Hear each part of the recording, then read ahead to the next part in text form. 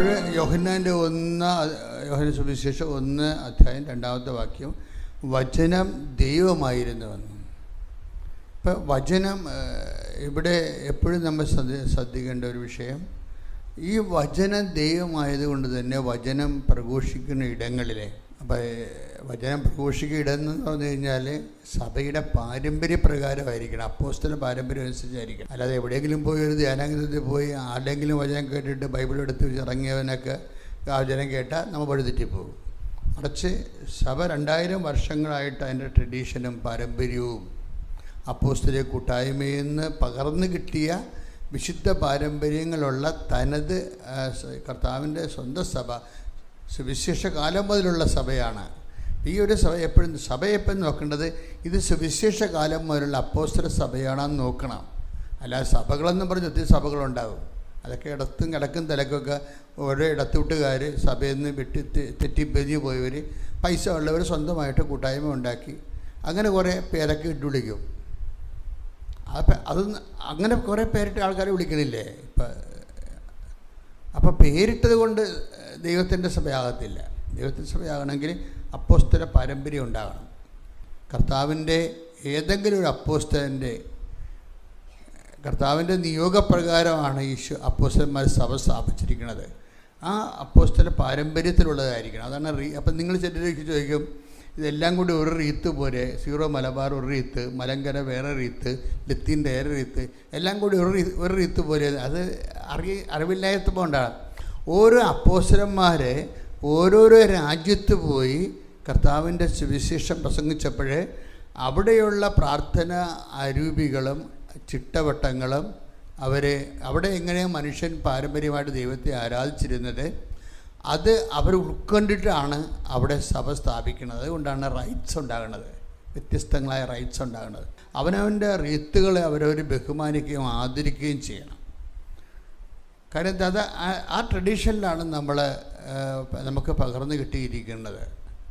അതെപ്പോഴും നമ്മൾ ഈ വിഷയത്തെ കുറച്ച് അറിവുണ്ടാകുന്നത് എപ്പോഴും നല്ലതാണ്. അതായത് ഒരു അറിവില്ലാതെ ചുമ്മാ ഓരോ ധ്യാനകേന്ദ്രത്തിലും പള്ളികളിലും കയറി ഇറങ്ങി ബൈബിളും കഷത്ത് വെച്ച് വായിത്തൊന്ന് വിളിച്ച് പറഞ്ഞു കുറേ പ്രദേശം ഞാൻ കണ്ടിട്ടുണ്ട്. ഞാൻ അങ്ങനെയുള്ളവരൊക്കെ പതുക്കെ എൻ്റെ കൂട്ടായ്മയിൽ നിന്ന് ഞാൻ മാറ്റിയിട്ടുണ്ട്. അതാണ് they have no tradition knowledge. Liturgy അറിയത്തില്ല, ആരാധനക്രമം അറിയത്തില്ല, ചർച്ച് ഹിസ്റ്ററി അറിയത്തില്ല, എക്ലോസിയോളജി അറിയത്തില്ല, ഒന്നും അറിയത്തില്ല. അകപ്പം അറിയാവുന്ന കുറച്ച് കാണാപിടിച്ച വചനങ്ങളേ ഉള്ളൂ. അങ്ങനെയുള്ളവർ സഭയെ നയിച്ചാൽ സഭ കേടായി പോകും. കാരണം ദൈവത്തിൻ്റെ സഭയായിട്ട് അത് വിശുദ്ധീകരിച്ച് കവദാശത്തിൽ വളരാതെ ഇരിക്കുകയും ചെയ്യും. അവർക്ക് തെറ്റ് പറയണത് അവരറിയാതെ തെറ്റ് പറഞ്ഞുകൊണ്ടിരിക്കുക. അവർക്കറിയത്തില്ല അവർ തെറ്റാണ് പറയണമെന്നുള്ളതിനെക്കുറിച്ച് അവർക്ക് അറിയത്തില്ല. അങ്ങനെ അതാണ് ഈ കേരള സഭയിൽ ഇപ്പോൾ ബ്രദർമാരുടെ എണ്ണം കുറവല്ലേ. അതിൻ്റെ കാരണം ബ്രദർമാർ ശുശ്രൂഷ ചെയ്യാൻ ഉദ്ദേശിക്കുന്നുണ്ടെങ്കിൽ സഭയുടെ പഠനങ്ങൾ കീപ്പ് ചെയ്യാൻ പറഞ്ഞിട്ടുണ്ട്. അപ്പം അങ്ങനെ പറഞ്ഞപ്പോൾ വിദ്യാഭ്യാസം ഇല്ലാത്തവരും പഠനത്തിൽ പുറകുള്ളവരും ഒക്കെ മനസ്സിലാകത്തില്ല. അപ്പോൾ അതുകൊണ്ട് അവർ കളം കാര്യമാക്കിയിട്ടുണ്ട് ഇപ്പോഴും പലരും. കാര്യം എൻ്റെ കൂടെയൊക്കെ ഉണ്ടായിരുന്നു കുറേ കാര്യം ഇതുപോലെയുള്ള സുവിശേഷ വേലക്കാർ. അപ്പോൾ എപ്പോഴും നമ്മൾ ശ്രദ്ധിക്കേണ്ടത്, നിങ്ങൾ ക്രിസ്തുവിൽ വളരാൻ ഉദ്ദേശിക്കുന്നുണ്ടെങ്കിൽ അപ്പോസ്തലിക സഭ തിരഞ്ഞെടുക്കണം. കാര്യം കർത്താവിൻ്റെ കാലം മുതലുള്ള ഇപ്പം യേശുവിൻ്റെ മൂന്നാമത്തെ സാന്നിധ്യം എന്താ? വചനത്തിലുള്ള സാന്നിധ്യം അല്ലാതെ മൂന്നാമത്തെ സാന്നിധ്യം എന്താ? മൂന്നാമത്തെ സാന്നിധ്യം അതാണ് ഇപ്പോൾ ഓരോ ദേവാലയങ്ങളൊക്കെ നമ്മൾ ചെയ്യണ ഇപ്പം കൃപാസനങ്ങളിൽ ലളിതമാക്കി ഇട്ടിരിക്കുന്നതിൻ്റെ കാരണം എന്നോട് എന്തോ 2012-ലോ 2016-ലോ അമ്മ എന്നോട് ഒരു സ്വപ്നത്തിൽ പറഞ്ഞിട്ടുണ്ട്. ഇത് മുഴുവനും ഇതിനേക്കാൾ ലളിതമാകണമെന്ന് പറഞ്ഞിട്ടുണ്ടായിരുന്നു. എന്ന് വെച്ച് കഴിഞ്ഞാൽ ഞാൻ തന്നെ ഇതിൻ്റെ മുഖവാരം ഒരു ഓല തൂക്കി കെട്ടി അവിടെ ഗോഡെന്ന് മാത്രം എഴുതി വെക്കുന്ന ഒരു സ്വപ്നം എൻ്റെ ഡയറിയെ കിടപ്പുണ്ട്. കണ്ടതാണ്. അതായത് ഈ കൃപാസന ഒരു ഹോളാണ്, അതിൻ്റെ ഫ്രണ്ടിൽ ഓല വെച്ചാണ് കെട്ടിയിരിക്കണത്. എന്നിട്ട് അവിടെ ഞാൻ സ്റ്റീല് കൊണ്ട് ഗോഡെന്ന് എഴുതി വെക്കുന്നു, കുരിശൊന്നുമില്ല. അപ്പോൾ എന്താ വിഷയം എന്ന് വെച്ചാൽ ഈ ക്രിസ്തുവിനെ എല്ലാവർക്കും അറിയാൻ ഭയങ്കര ട്രാൻസെൻഡൻ്റായിട്ടുള്ള ഒരു ഭയങ്കര മാഗ്നിഫിഷ്യൻ്റ് കത്തീഡ്രൽ പോലെയൊക്കെ ഉള്ള ദേവാലയങ്ങളുണ്ടാക്കിയാൽ അവിടെ അത് നമ്മൾ എല്ലാവർക്കും ആണെന്ന് പറഞ്ഞാലും ആ പള്ളിയുടെ ഭാഷ എല്ലാവർക്കും ഉള്ളതല്ല. ശരിക്കും പറഞ്ഞാൽ അത് സോ കോൾഡ് ആ വിശ്വാസത്തിലുള്ളവർക്ക് വേണ്ടി മാത്രമുള്ളവരായിട്ട് ആണ് സാധാരണ തോന്നുന്നത്. കൃപാസനത്തെക്കറിയാൻ അങ്ങനെ തോന്നത്തില്ല. ഇവിടെ വെന്ത് നീറി തകർന്ന് തരിപ്പണമായി വരുന്ന മനുഷ്യരാണ് ഉള്ളത്. അപ്പം അതുകൊണ്ട് അവർക്ക് ദൈവത്തിനെ അനുഭവിക്കാൻ, പ്രത്യേകിച്ച് ഇവിടുത്തെ ദൈവാനുഭവമൊക്കെ അമ്മ ത്രൂ ആണ്. ആദ്യം അമ്മയെ പരിചയപ്പെടും. അമ്മയെ പരിചയപ്പെടുമ്പോൾ തന്നെ ശരിയാകും ആള്. അതായത് അമ്മയാണ് ഈശോനെ. ഞങ്ങളാരും കൂടുതലായിട്ട് നിങ്ങളുടെയൊക്കെ ഒന്ന് വിശ്വാസ കാര്യങ്ങൾ പറയാറില്ലല്ലോ, ഒന്നും പറയാറില്ല. പഠിപ്പിക്കലും കുറവാണ്. എന്താ കാര്യം? ഞങ്ങളെപ്പോഴും ചിന്തിക്കുന്നത്, നിങ്ങൾക്ക് ദൈവാനുഭവം ഉണ്ടാകുമ്പോൾ നിങ്ങൾ താനേ ദൈവത്തെ അന്വേഷിക്കും. അപ്പോൾ അതുകൊണ്ട് ഞാൻ നിങ്ങൾക്ക് ചോറുണ്ടാക്കി ഉരുട്ടി ഉണ്ടാക്കി വായി വെച്ചൊന്നും തരണില്ല. ഞാനിവിടെ നിന്ന് അരിയൊക്കെ തരും, നിങ്ങൾ പാകം ചെയ്തെടുക്കണമെന്നേ ഉള്ളൂ. അതാണ് വിഷയം. അതാണ്. അപ്പോൾ അത് ആരെയും നിർബന്ധിക്കുകയോ ഡിസ്റ്റർബ് ചെയ്യുകയോ ഒന്നും ചെയ്യത്തില്ല. എന്നെ സംബന്ധിച്ച് ഞാൻ അമ്മയോട് പറഞ്ഞിരിക്കുന്നത്, എൻ്റെ വിഷയം കണ്ണീരാണ്. ഞാനിവിടെ കൈകാര്യം ചെയ്യുന്ന കണ്ണീരെന്നുള്ളൊരൊറ്റ വിഷയം മാത്രമേ ഉള്ളൂ. കണ്ണീര് ആർക്കുണ്ട്, അവന് കർത്താവിനെ കാണാനുള്ള എളുപ്പ വഴി ഉണ്ടാകണം. കണ്ണീര് ഇവിടെ കൃപാസനത്തിൻ്റെ ഒരു രീതി അതാണ്. കണ്ണീര് ആർക്കും വരാം, ഏത് സമയത്തും വരാം. കണ്ണീര് ആർക്കുണ്ട്, ഇമ്മീഡിയറ്റ് ഹെൽപ്പ് വേണം. ആ ഇമ്മീഡിയറ്റ് ഹെൽപ്പിനെ നമ്മൾ വേറെ ഒന്നും പറഞ്ഞിട്ട് കാര്യമില്ല. ആ അമ്മ തന്നെയാണ് ഏറ്റവും ബെസ്റ്റ്. നമ്മളുടെ പാപാവസ്ഥയോ പണ്ടത്തെ കാലമോ നമ്മുടെ പേരിലുള്ള ക്രിമിനൽ കേസുകളോ, അല്ലെങ്കിൽ നിങ്ങൾ വിവാഹം പിരിഞ്ഞവരാണോ, ഒരുമിച്ച് താമസിക്കുന്നവരാണോ, കുടുംബം അലങ്കോലമാണോ, മദ്യപാനികളാണോ, അതൊന്നും ഇവിടെ കൃപാസനത്തിൽ ഫസ്റ്റ് ടൈമിലോ സെക്കൻഡ് ടൈമിലോ റെഫറൻസ് എടുക്കത്തില്ല. റെഫറൻസ് എടുക്കുന്നത് കണ്ണീരെ എടുക്കത്തുള്ളൂ. നിനക്ക് കണ്ണീരുണ്ടെങ്കിൽ ആ കണ്ണീരിന് ഇവിടെ സമാധാനമുണ്ട്. മൂന്നാമത്തെ സാന്നിധ്യമില്ലേ, മൂന്നാമത്തെ സാന്നിധ്യം എന്ന് പറഞ്ഞാൽ എന്താണത്? പിതാക്കന്മാർ മരുഭൂമി വെച്ച് മന്ന ഭക്ഷിച്ചു, അതുപോലല്ല ഈ അപ്പം ഭക്ഷിക്കുന്നവൻ നിത്യം ജീവിക്കും. ലോകത്തിൻ്റെ ജീവന് വേണ്ടി ഞാൻ നൽകുന്ന അപ്പം എൻ്റെ ശരീരം തന്നെയാണ്. എൻ്റെ ശരീരം ഭക്ഷിക്കുന്നത് എന്നിലും ഞാൻ അവനിലും വസിക്കുന്നു. സജീവനായ പിതാവാണ് എന്നെ അയച്ചത്. അതുപോലെ എന്നെ ഭക്ഷിക്കുന്നവൻ ഞാൻ മൂലം ജീവിക്കും. അപ്പോൾ ജീവൻ നൽകുന്ന കർത്താവിൻ്റെ തനി സാന്നിധ്യം പരിശുദ്ധ കുർബാനയിലുള്ളതാണ്. അതുകൊണ്ടാണ് ഈ മാഗ്നിഫിഷ്യൻ്റ് ആയിട്ടുള്ള പള്ളികൾ വെക്കുന്നത്. ഓരോ പള്ളിക്ക് ഇപ്പോൾ 2 കോടി 8 കോടിയൊക്കെ വിലയല്ലേ. എന്തുകൊണ്ടാണ്? എനിക്ക് അതുകൊണ്ട് ഞാൻ 80 കോടി പള്ളിയും വെക്കും. അതിൻ്റെ കാര്യം എനിക്ക് പരിശുദ്ധ കുർബാന എന്താണെന്ന് അറിയാം. അതാണ് വിഷയം. എന്താ കാര്യം വെച്ചാൽ ഒരു സ്വർഗമാണ് നമ്മൾ സൃഷ്ടിക്കണത്. സ്വർഗത്തിലുള്ള ആൾ നമ്മൾക്ക് നിത്യജീവൻ നൽകാൻ വേണ്ടി അതിൻ്റെ വില നൽകി പാപത്തിന് പരിഹാരം ചെയ്ത് ദേവപിതാവിന് മഹത്വപൂർണ്ണമായി ഉയർത്തി നിൽക്കുമ്പോൾ അവൻ്റെ മഹത്വപൂർണ്ണമായ സ്വർഗീയ തനി സാന്നിധ്യം എവിടെയുണ്ടോ അതിന് ഏത് 80 കോടിക്ക് എന്ത് വില, അതിനേക്കാൾ എന്തുമാത്രം മുടക്കാൻ പറ്റും. അത്രയും വലിയ ദേവാലയങ്ങളെ കർത്താവിന് വേണ്ടി ഭൂമിയിൽ ചെയ്യണം. അതാണ് കത്തോലിക്ക പള്ളികളുടെ ഒരു പ്രത്യേകത. ഓർത്തഡോക്സ് പള്ളി അങ്ങനെ, അപ്പോസ്തലിക പള്ളികളെല്ലാം അങ്ങനെയാണ്. എന്താണ്? ശരിക്കും കാശ് മുടക്കി വളരെ മാഗ്നിഫിഷ്യൻ്റായിട്ട് ചെയ്യും. എന്താ കാര്യം? അവിടെ വസിക്കുന്നവൻ്റെ വിലയുടെ മുമ്പിൽ ഈ കാണിക്കുന്ന പള്ളിയുടെ വില ഒന്നുമല്ല. വിലമതിക്കാനാവാത്ത ദൈവത്തിൻ്റെ തനി സാന്നിധ്യം, ഇമ്മാനുവേൽ, കർത്താവിൻ്റെ സാന്നിധ്യം നമ്മോടുകൂടെ. ആ സാന്നിധ്യത്തിലേക്കാണ് നമ്മൾ വിളിക്കപ്പെടുകയും ആരാധനയുടെ ഉറവയും അതുപോലെ തന്നെ നമ്മുടെ ജീവിതം. എൻ്റെ പ്രിയപ്പെട്ടവരെ, അച്ഛൻ നേരത്തെ പറഞ്ഞതിലേക്ക് തിരിച്ചു വരികയാണ്. കൃപാസനം മാതാവിൻ്റെ പ്രത്യക്ഷീകരണത്തിൻ്റെ സന്നിധാനമാണ്. ബേസിക്കായിട്ട് വാട്ട് ഈസ് കൃപാസനം എന്ന് ചോദിച്ചാൽ നമ്മുടെ കയ്യിൽ ഒരു സിംഗിൾ ആൻസറേ ഉണ്ടാവും. ബേസിക്കായിട്ട് വാട്ട് ഈസ് കൃപാസനം എന്ന് ചോദിച്ചാൽ എന്താണ്? അമ്മ പ്രത്യക്ഷപ്പെട്ട ഇടം. അത്രയേ ഉള്ളൂ. അമ്മ പ്രത്യക്ഷപ്പെട്ടത് എന്തിനു വേണ്ടിയാണ്? ദുരന്തം ഉണ്ടാകാൻ പോകുന്നു, പ്രാർത്ഥിക്കണം എന്ന് പറയാൻ. ഇപ്പോൾ നമ്മളിവിടെ എന്തിനാണ് കൂടിയിരിക്കുന്നത്? ദുരന്തം ഉണ്ടായപ്പോൾ, ജീവിതത്തിൽ ഓരോ ദുരന്തങ്ങളുണ്ടായപ്പോൾ പ്രാർത്ഥിക്കാൻ വന്നവരാണ്. അവരോട് ദൈവം എന്താ പറഞ്ഞത്? നിങ്ങൾ ഞാനുമായിട്ട് ഉടമ്പടി എടുത്ത് ഉത്തരവാദിത്തമുള്ള ഒരു ബന്ധം ഉണ്ടാക്കാൻ. അത് 2 ബന്ധമുണ്ടല്ലോ. ഒരു നിരുത്തരവാദിത്തമായ ബന്ധം ഉണ്ടാവും. നിരുത്തരവാദിത്തം ഇപ്പം അപ്പന്മാരാണെങ്കിൽ കുടിച്ചു കൂത്താടി മക്കൾക്ക് കെട്ടപ്രായം 22 വയസ്സായാലും ശരി, അപ്പനിങ്ങനെ 5 പൈസ പോലും സൂക്ഷിക്കാതെ ഇങ്ങനെ കുടിച്ച് കൂത്താട്ട് നടക്കും. അപ്പനാണ് അയാൾ, പക്ഷേ ഉത്തരവാദിത്തം ഇല്ല അല്ലേ? അപ്പോൾ അപ്പനാണെന്ന് പറഞ്ഞാൽ റിലേഷനിൽ ഉത്തരവാദിത്തം ഉണ്ടാകത്തില്ല. ഏറ്റവും വലിയ വിഷയം റിലേഷൻ അല്ല പ്രശ്നം.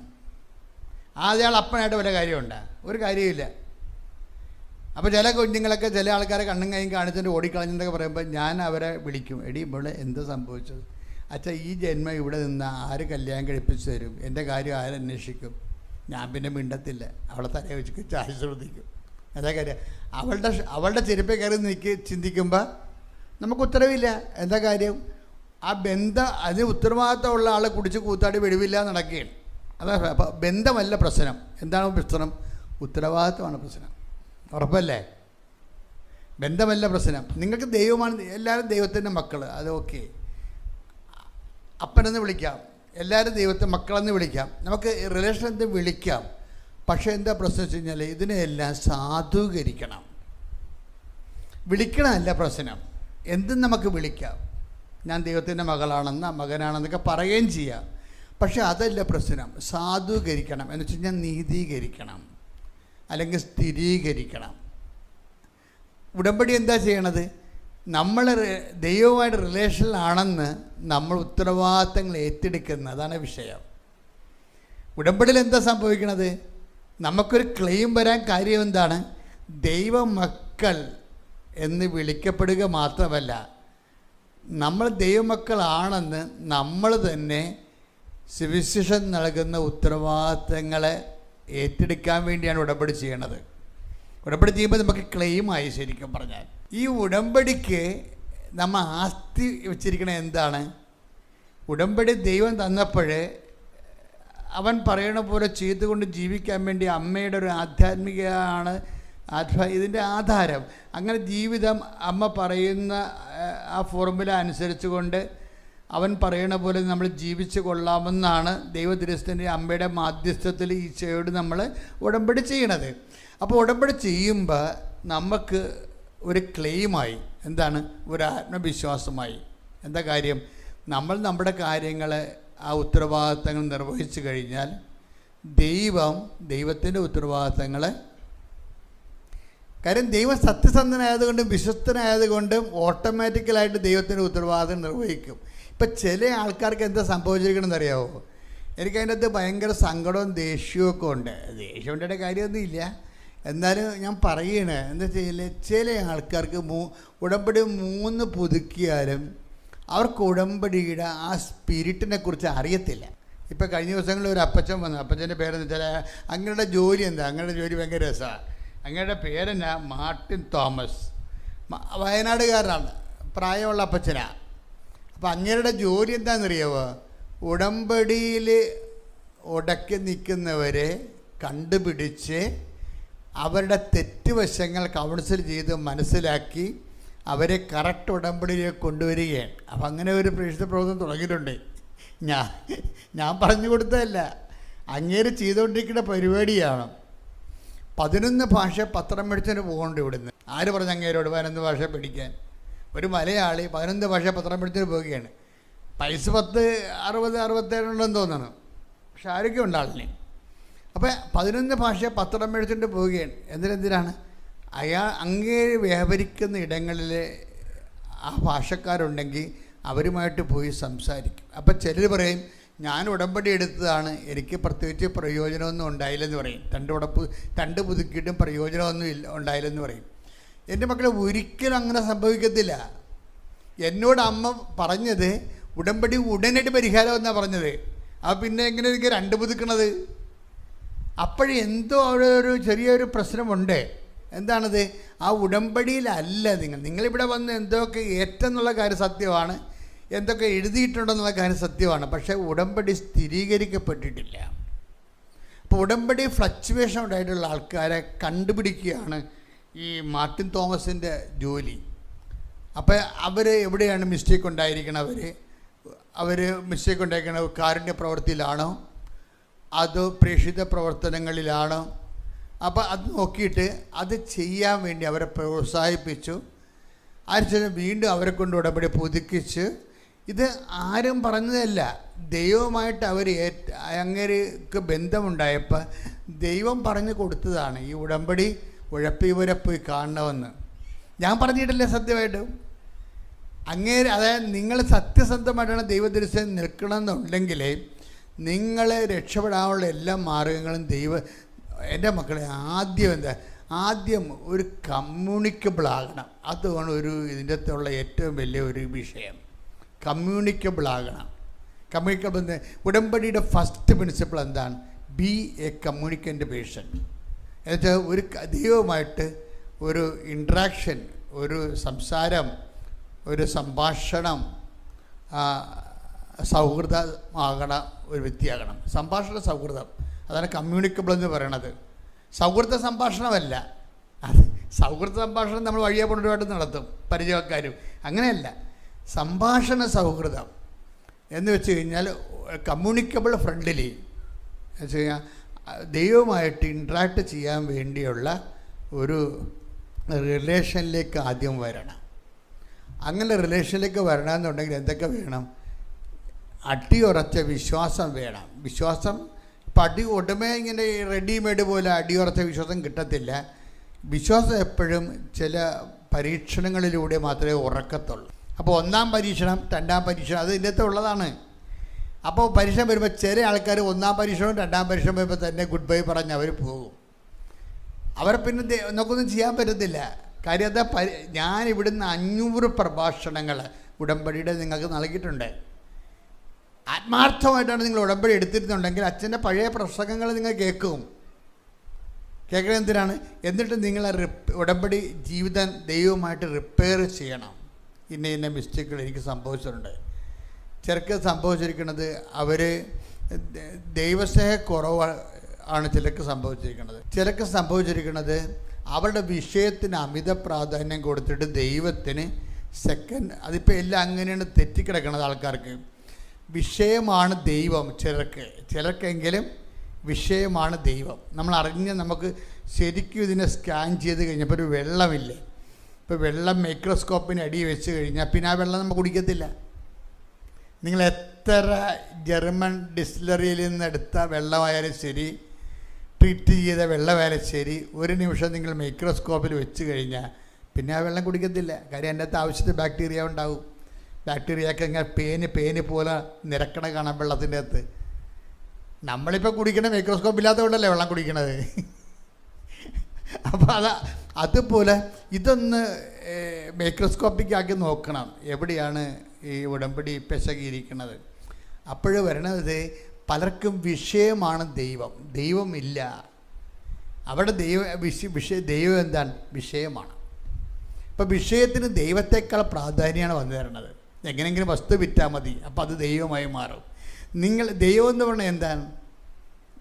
അതായത് വിഗ്രഹ ആരാധന എന്ന് പറയുമ്പോഴും അതുപോലെ എൻ്റെ ബേസ് എന്താണ്? ദൈവത്തെക്കാൾ പ്രാധാന്യം എന്തിന് വന്നാലും അത് ഓട്ടോമാറ്റിക്കായിട്ട് വിഗ്രഹാരാധനയാവും. ദൈവത്തെക്കാൾ പ്രാധാന്യം എന്തിന് വന്നാലും, ഇപ്പം നിങ്ങളുടെ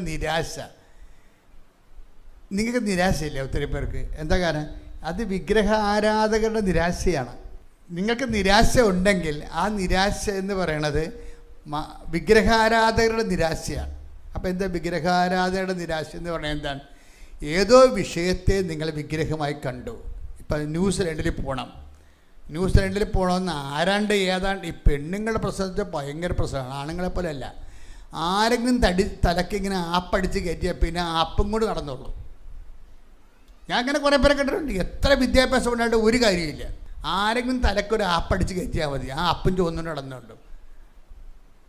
അത് ഈ സ്വിറ്റ്സർലൻഡാണെന്ന് പറഞ്ഞാൽ ഈ സ്വിറ്റ്സർലൻഡ്. പിന്നെ അതേക്കാൾ ബെസ്റ്റായിരിക്കും ചിലപ്പോൾ കാനഡ. ആ സ്വിറ്റ്സർലൻഡിൽ ആപ്പ് ഓടിച്ച് നടന്നുള്ളൂ.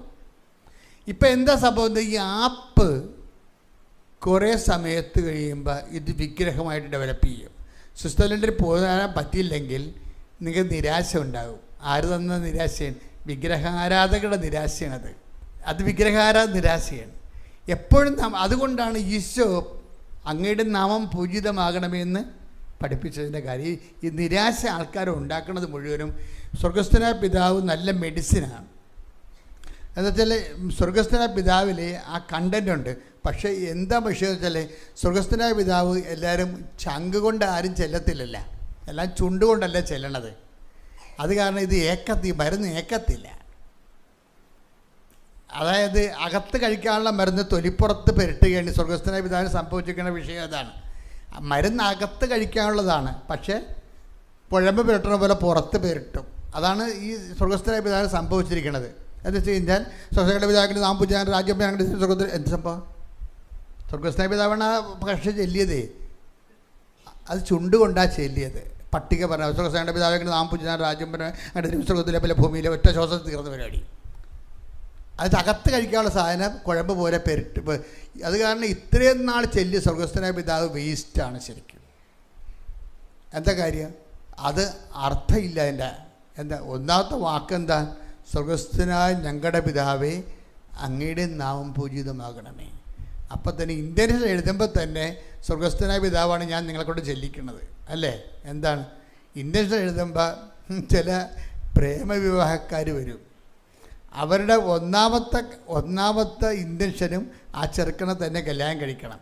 രണ്ടാമത്തെ ഇൻറ്റൻഷൻ എന്താണ്? അതും അവൻ്റെ പേരെഴുതും, അവനെ തന്നെ കല്യാണം കഴിക്കണം. മൂന്നാമത്തെ ഇൻറ്റൻഷൻ എന്താണ്? അതും അവനെ തന്നെ കല്യാണം കഴിക്കണം. നിങ്ങളുടെ ഇൻറ്റൻഷനാണ് നിങ്ങളുടെ ദൈവം. നിങ്ങളുടെ ഇൻറ്റൻഷൻ നിങ്ങൾ സ്വർഗസ്ഥനായ പിതാവ് ചെല്ലരുതിന്, ഈ ജന്മത്തിൽ ചെല്ലരുത്.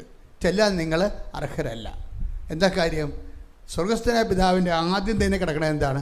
അങ്ങയുടെ നാമം പൂജിതമാകണമേ, അങ്ങയുടെ രാജ്യം വരണമേ, അങ്ങയുടെ തിരുമനസ്സ്. ദൈവത്തിന് ഒരു വാതിൽ വെച്ച് കൊടുത്തിട്ടാണ് സ്വർഗസ്ഥനായ പിതാവ് ഡിസൈഡ് ചെയ്തിരിക്കുന്നത്. ഇത് ചെല്ലാനുള്ള യോഗ്യത പ്രാപിച്ചാൽ ബാക്കി ഇൻറ്റൻഷനൊക്കെ തീരുമാനമാകും. ഒരു ക്രിസ്ത്യാനിയുടെ അല്ലെങ്കിൽ ഒരു ദൈവ പൈതലിൻ്റെ ഏറ്റവും വലിയ വെല്ലുവിളി എന്താണ്? സ്വർഗസ്ഥനായ പിതാവ് ചെല്ലാനുള്ള യോഗ്യത ലൈസൻസാണ്. ഇപ്പം ചിലർ പറയാം, എൻ്റെ അടുത്ത് ഒന്ന് പറയാം, അച്ഛാ ഒന്ന് പ്രാർത്ഥിക്കണ വെച്ചാൽ 2 പ്രാവശ്യം 8 എടുത്തപ്പോൾ കമ്പിയിട്ട് മുട്ടിയെന്ന് പറയും. ശരിയാണേ, അവർക്ക് 10-45 വയസ്സുണ്ട്. അവർ 8 എടുത്തപ്പോഴേ കമ്പിയിട്ട് മുട്ടിയെന്ന് പറയണത്.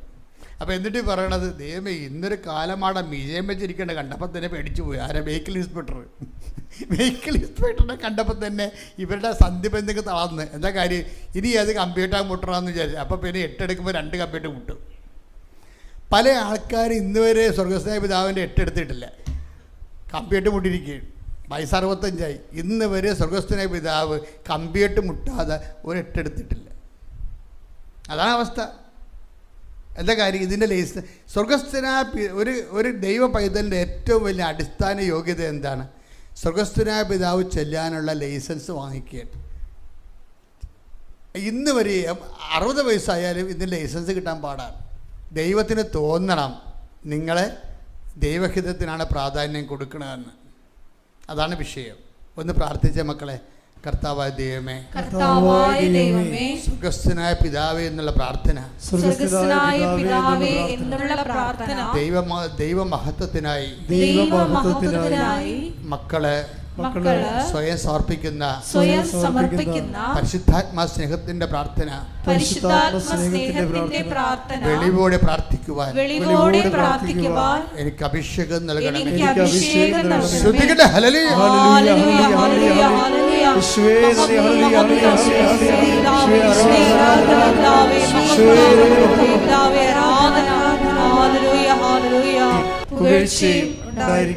മക്കളെ, എന്താ വിഷയം എന്ന് വെച്ചാൽ ഇതിനൊക്കെ ഒരു ലൈസൻസ്, ഈ പ്രാർത്ഥന ചെല്ലാൻ മാത്രമുള്ള സമർപ്പണം, ദൈവത്തിൻ്റെ ഇഷ്ടം പോലെ ഇതിന് നിറവേറട്ടെ എന്ന് പറയണമെങ്കിൽ നമുക്ക് നല്ല ദൈവസ്നേഹം വേണം. ഈ നിശ്ചിത അത്രയും ദൈവസ്നേഹം നമ്മൾ നിറഞ്ഞാലേ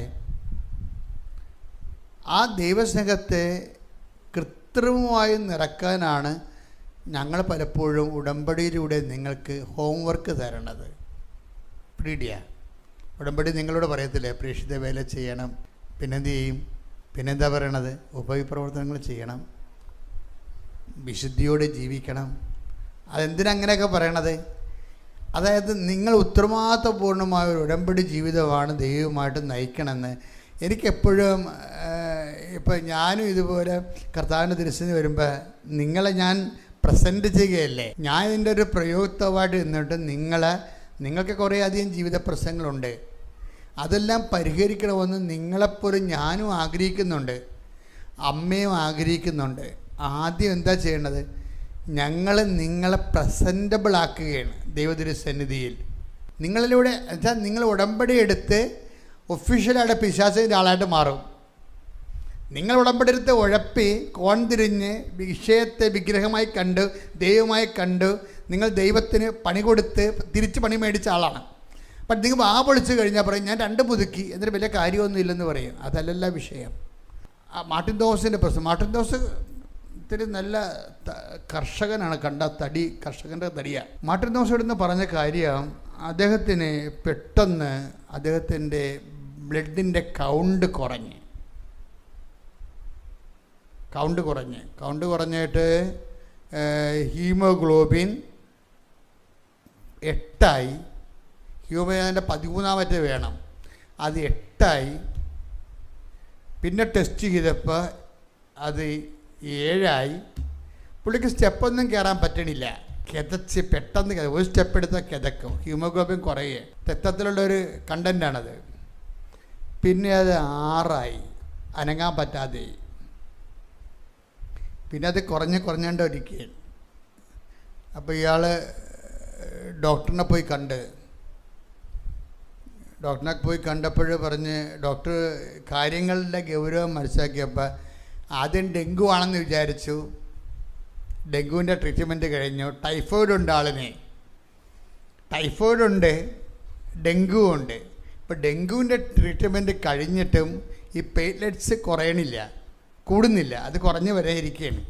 അപ്പോൾ ഡെങ്കുവിൻ്റെ ട്രീറ്റ്മെൻറ്റ് കഴിഞ്ഞ് ഡെങ്കു സുഖപ്പെട്ടാൽ ഓട്ടോമാറ്റിക്കായിട്ട് പ്ലേറ്റ്ലെറ്റ് കൂടേണ്ടതാണ്, പക്ഷേ കൂടുന്നില്ല. 8 7. അപ്പോൾ അത് കുഴപ്പത്തിലായി. പിന്നെ ടൈഫോയിഡിന് ഈ പ്ലേറ്റ്ലെറ്റ്സ് ഇങ്ങനെ കുറയുമ്പോൾ ടൈഫോയിഡിനെ ട്രീറ്റ് ചെയ്താലും ചിലപ്പോൾ ഏക്കത്തില്ല. അപ്പോൾ ഇയാളുടെ ഡോക്ടർ ഇയാളെ മെഡിക്കൽ കോളേജിലേക്ക് റെഫർ ചെയ്ത്, സെൻറ്റ് ജോൺസിലേക്ക് ബാംഗ്ലൂരിലേക്ക് റെഫർ ചെയ്ത് കഴിഞ്ഞപ്പോൾ അവിടെ ഫസ്റ്റ് ടെസ്റ്റ് ബ്ലഡ് ടെസ്റ്റ് കഴിഞ്ഞപ്പോൾ എന്താ പ്രശ്നം? 65% നെഗറ്റീവ് ഡെഡ് സെൽസാണ് ബ്ലഡിലുള്ളത്. ദാറ്റ് മീൻസ് ബ്ലഡ് ക്യാൻസറാണ്. 65% ബ്ലഡിലുള്ള സെൽസ് ഇങ്ങ് ഡെഡായി. പിന്നെ ചുവപ്പ് ശോണാണുക്കളൊക്കെ 30% ഉള്ള, സർവൈവ് ചെയ്യാൻ പറ്റത്തില്ല. അപ്പോൾ ഡോക്ടർ പറഞ്ഞു, ഇത് ബ്ലഡ് ക്യാൻസറിലേക്കാണ് പോണത്, നമുക്കൊരു നീണ്ട ട്രീറ്റ്മെൻറ്റ് വേണം. കാര്യം ഇത് ടൈപ്പ് 1 ഉണ്ട്. ടൈപ്പ് 1 ആണെങ്കിൽ കുറച്ച് കാലം ട്രീറ്റ് ചെയ്യുമ്പോൾ ശരിയാകും. നിങ്ങളുടെ ടൈപ്പ് 1 അല്ല, ടൈപ്പ് 2 ആണ്. ടൈപ്പ് 2 ആണെങ്കിൽ അത് കുറച്ച് ചികിത്സിച്ചാൽ ശരിയാകും. ടൈപ്പ് 3 വന്നാൽ ചികിത്സിച്ചാലും ശരിയാകത്തില്ല. അപ്പോൾ ഡോക്ടർ ഡയഗ്നോസ് ചെയ്ത് നോക്കിയപ്പോൾ ഇങ്ങേരുടെ ടൈപ്പ് 3 ആണ്. അപ്പോൾ ഇത് ആൾ മരിക്കും, ചികിത്സിച്ചാൽ ശരിയാകത്തില്ല. എന്നാലും ഡോക്ടർ ചെല്ലുമ്പോൾ ഒരു സാധ്യതയുണ്ടല്ലോ, ഡോക്ടേഴ്സ് ഓപ്ഷൻ എന്ന് പറഞ്ഞ സംഭവമുണ്ട്. അപ്പോൾ ആൾ പോകുന്നെങ്കിലും അവർ ട്രീറ്റ് ചെയ്യും. അത് അവരുടെ മെഡിക്കൽ എത്തിക്സിൻ്റെ ഭാഗമാണ്. അവരുടെ മനസ്സിൽ പറയണത് ചിലപ്പോൾ ദൈവം രക്ഷിച്ചാൽ എന്ത് ചെയ്യുമെന്ന് വിചാരിച്ചുകൊണ്ടാണ് അവർ ട്രീറ്റ് ചെയ്യണത്. അവരെ കുറ്റം പറയാനൊന്നും പറ്റത്തില്ല. അപ്പോൾ അത് പറയും, പക്ഷേ ഇതിൻ്റെ സൈക്കിൾ കൂടുതലാണ്. ഫസ്റ്റ് ഒരു സൈക്കിളിന് 7 ഇഞ്ചക്ഷനും 28 ഗുളികയുമാണ്. അങ്ങനെ 7 സൈക്കിളുണ്ട്. 49 ഇഞ്ചക്ഷന് 28 × 7 ഗുളികയും വേണം. അതാണ് ടൈപ്പ് 3 ആൾ പോകും. എന്നാലും മെഡിക്കേഷൻ ഉണ്ടെങ്കിൽ ഇതാണ് ഇതിൻ്റെ ഒരു സാധ്യതയുള്ളതെന്ന് പറയും. അപ്പോൾ അവർ ഉടനെ ചേട്ടനെന്ന് വെച്ചാൽ ചേട്ടനാണ് തീർന്ന ആളിങ്ങനെ അവശനാടെ കിടക്കുകയാണ്. അല്ലൊക്കെയാണ് ഈ സംഭവം അറിയണത്. ഉടനെ ഇയാൾക്ക് ഇഷ്ടമുള്ളൊരു അച്ഛനെ വിളിച്ച്, പണ്ട് അവിടെ വീട്ടിൽ അവിടെ ഇടവക പള്ളി പണിതിട്ട് ഇപ്പം അച്ഛൻ പ്രീസ്റ്റ് ഹോമിലാണ് പാലായിൽ.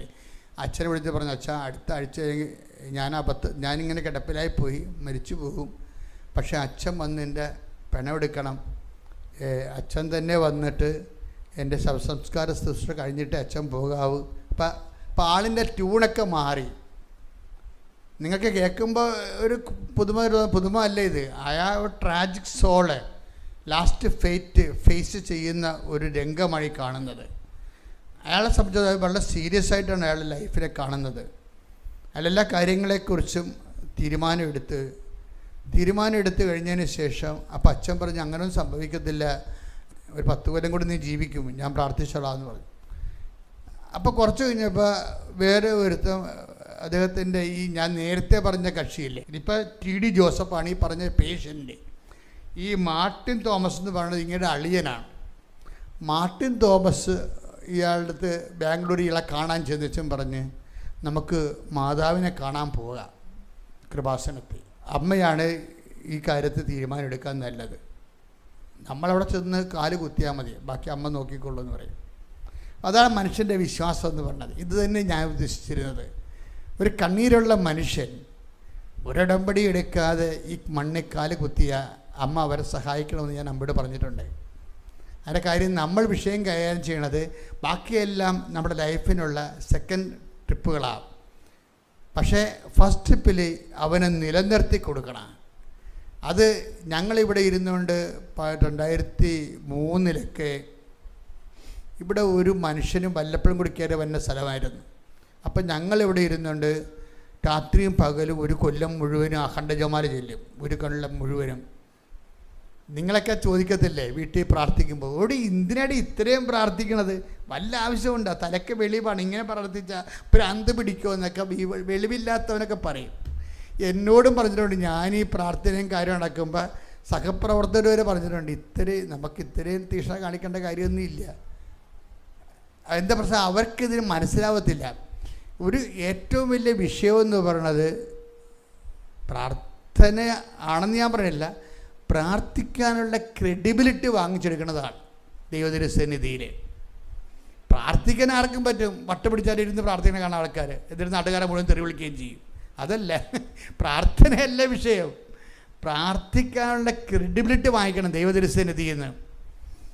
ഇപ്പം നമ്മൾ കുറേ ഇപ്പം അത് ആലപ്പുഴയാണ്, ഇവിടെ മുഴുവൻ തടുക്കിൻ്റെയും കയറിൻ്റെയും കയറ്റുപായുടെയും ഒക്കെ ഫാക്ടറികളാണ്. ഈ ഫാക്ടറികൾ മുഴുവനും ഇങ്ങനെ തടുക്ക് ഉണ്ടാക്കി വെച്ചിട്ട് വല്ല കാര്യമുണ്ടായി ഇതിന് ഓർഡർ ഇല്ലെങ്കിൽ. അമേരിക്കയിലും ഇംഗ്ലണ്ടിലും ഒക്കെ ഓർഡർ ഉള്ളതുകൊണ്ടാണ് ഇവർ തടുക്കുണ്ടാക്കുന്നത്.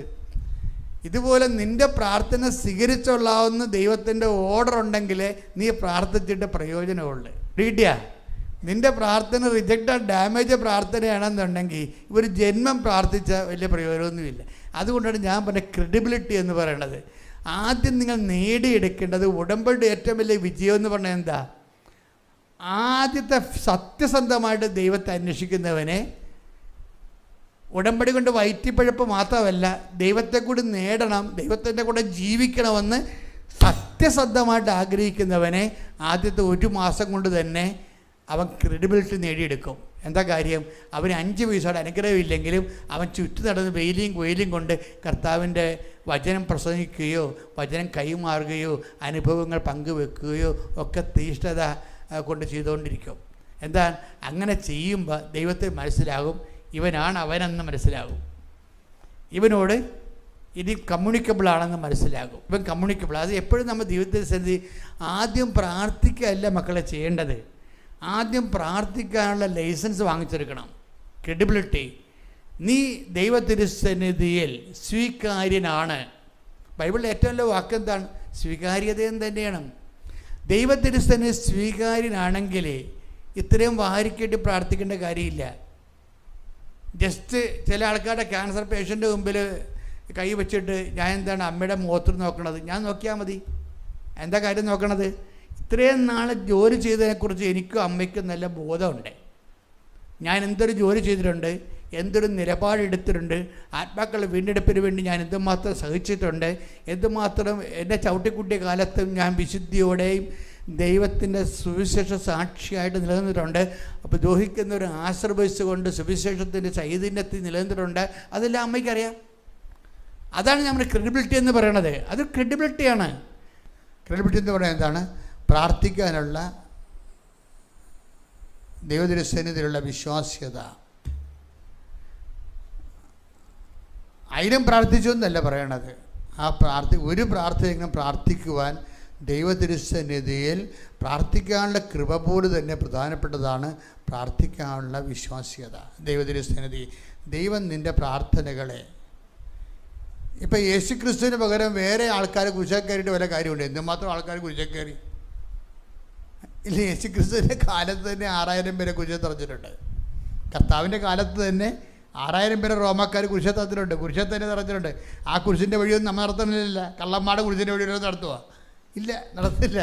അതിൻ്റെ കാര്യം വെച്ച് കഴിഞ്ഞാൽ ഈശോ പറഞ്ഞിട്ടുണ്ട്, പിതാവായ ദൈവം എനിക്ക് അംഗീകാരം മുദ്ര ചാർത്തിയിരിക്കണമെന്ന്. Praise the Lord. അതാണ് എൻ്റെ വിഷയം. ഈ മനുഷ്യൻ്റെ മനുഷ്യകുലത്തിൻ്റെ പാപത്തിൻ്റെ പരിഹാരമായി യേശു ക്രിസ്തുവായി അർപ്പിക്കുന്ന ദൈവത്തിൻ്റെ കുഞ്ഞാടിൻ്റെ ബലി, അതാണ് ഈ ഏകരക്ഷകൻ എന്നൊക്കെ പറയുന്ന ആശയങ്ങൾ. അതാണ് എന്നുവെച്ചാൽ ലോകത്തിൻ്റെ പാപത്തിന് പരിഹാരം ചെയ്തത് ക്രിസ്തു മാത്രമാണ്. അതുകൊണ്ടാണ് ക്രിസ്തുവിനെ ഏകരക്ഷകനായിട്ട് സുവിശേഷം വെളിപ്പെടുത്തുകയും അപ്പോസ്തലർ പ്രചരിപ്പിക്കുകയും നമ്മൾ വിശ്വസിക്കുകയും നിത്യരക്ഷ നേടുകയും ചെയ്യണത്. കൈയടിച്ച് ശ്രദ്ധിക്കട്ടെ. Hallelujah, hallelujah, hallelujah, hallelujah, hallelujah. പിതാവേ നന്ദി, പിതാവേ മഹത്വം, പിതാവേ ആരാധന,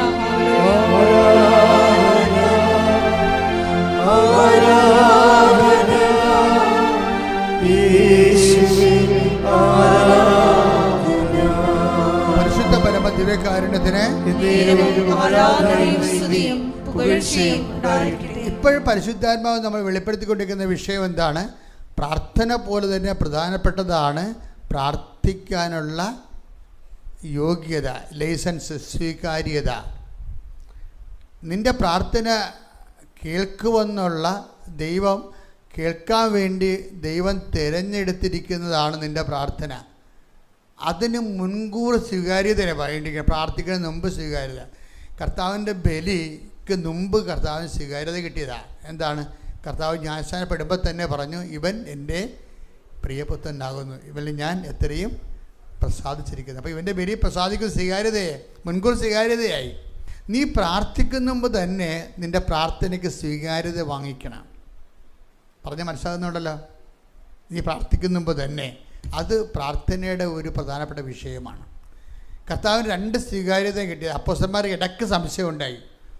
ഈശോ പറഞ്ഞില്ല ഉയർത്തെഴുന്നേൽക്കുമെന്ന് പറഞ്ഞു. നമ്മൾ ജെറുസലേമിലേക്ക് പോവുകയാണ്, അവിടെ വെച്ച് മനുഷ്യപുത്രൻ ശത്രുക്കൾ ഏൽപ്പിക്കപ്പെടും, അവരവനെ പീഡിപ്പിക്കും, വധിക്കും, പക്ഷെ 3-ാം ദിവസം ഉയർത്തെഴുന്നേൽക്കും എന്ന് പീഡാനുഭവ പ്രവചനം പറഞ്ഞപ്പോൾ അപ്പോസ്തലന്മാർക്ക് മനസ്സിലായില്ല. അതുകൊണ്ട് അവരെ താബോർ മലയിലേക്ക് കൊണ്ടുപോയി. അവരുടെ പിതാവിനോട് പറഞ്ഞ്, എന്നിട്ട് ഈശോ പ്രാർത്ഥിച്ചു, പിതാവേ, ഞാൻ പറഞ്ഞ ഉയർത്തെഴുന്നേൽപ്പിനെക്കുറിച്ച് അവർക്ക് മനസ്സിലായിട്ടില്ല, നീ അവരോട് സംസാരിക്കണം. അപ്പം തന്നെ പെട്ടേന്നിങ്ങനെ യേശുവിൻ്റെ വസ്ത്രം തിളങ്ങി സൂര്യനെപ്പോലെ നിന്ന് പിതാവിൻ്റെ സ്വരമുണ്ടായി. എന്താണ്? ഇവൻ എൻ്റെ പ്രിയപുത്രനാകുന്നു, ഇവനെ ശ്രവിക്കുവിൻ. അതാണ് വിഷയം. അപ്പം സ്വീകരിക്കാവരണം. ഇപ്പം ഇങ്ങനെ യേശുവിൻ്റെ ബലിക്ക് മുമ്പ് തന്നെ, പാപപരിഹാരം ബലിക്കുന്ന മുമ്പ് സ്വീകാര്യത വരുന്നുണ്ട്. അച്ഛനിലൂടെ ഈശോ പറഞ്ഞുകൊണ്ടിരിക്കുന്നത് എന്താണ്? നിങ്ങൾ പ്രാർത്ഥിക്കുന്ന മുമ്പ് തന്നെ നിങ്ങളുടെ പ്രാർത്ഥനയ്ക്ക് സ്വീകാര്യത വാങ്ങിച്ചെടുക്കണം. അല്ലെങ്കിൽ 10,000 ചില ആൾക്കാർ ഉടമ്പടി ഉഴപ്പിയിട്ടില്ലേ? ചില ആൾക്കാർക്ക് ഉടമ്പടി എന്ന് ആ പ്രതീക്ഷിച്ച ഫലം കിട്ടിയിട്ടില്ല. അതിനു വേണ്ടിയാണ് ഇപ്പോൾ പരിശുദ്ധാത്മാവ് സംസാരിക്കുന്നത്. ഉടമ്പടി എടുക്കുന്ന മുമ്പ് തന്നെ എൻ്റെ മക്കളെ, നിങ്ങൾ എടുക്കാൻ പോകുന്ന ഉടമ്പടിക്ക് ദൈവതിരുസേന സ്വീകാര്യതയ്ക്ക് വേണ്ടി നിങ്ങൾ പരിശ്രമിക്കണം. ശ്രദ്ധിക്കട്ടെ. ഹല്ലേലൂയ, ഹല്ലേലൂയ, ഹല്ലേലൂയ, ഹല്ലേലൂയ, മഹത്വം, മഹത്വം, ആരാധന, ആരാധന, പിതാവേ നന്ദി, പിതാവേ മഹത്വം, പിതാവേ ആരാധന, ഹല്ലേലൂയ, യേശുവേ